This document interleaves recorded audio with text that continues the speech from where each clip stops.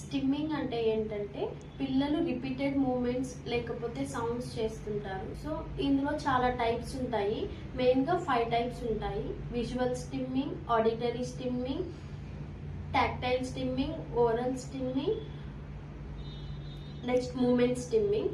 మనం మూమెంట్ స్టిమ్మింగ్లో పిల్లలు ఒకలాంటి స్టిమ్ చేస్తుంటారు, విజువల్లో ఒకలాంటి సైన్స్ అండ్ సిమ్టమ్స్ చూస్తూ ఉంటాము.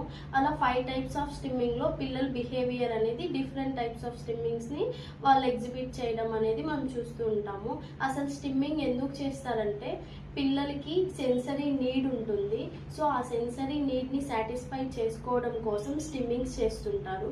ఇంకా ఆటిజం పిల్లల్లో ఎమోషన్స్ని ఎక్స్ప్రెస్ చేయలేరు కాబట్టి సో హ్యాపీ అయినా, ఎగ్జైట్ అయినా, డిప్రెస్ అయినా, లేకపోతే వాళ్ళకి యాంగర్ వచ్చినా వాళ్ళు ఏం చేస్తుంటారంటే హ్యాండ్ ఫ్లాపింగ్స్ చేయడము, ఇలా స్టిమ్మింగ్స్ ద్వారా కొన్ని ఎమోషన్స్ని ఎగ్జిక్యూట్ చేస్తుంటారు. నెక్స్ట్ ఇంకా వాళ్ళకి బ్రెయిన్ కామ్ చేసుకోవడం కోసము వాళ్ళు అలాంటి అటెన్షన్ సీకింగ్ కోసం కూడా అలాంటి సీకింగ్స్ అనేది చేస్తూ ఉంటారు.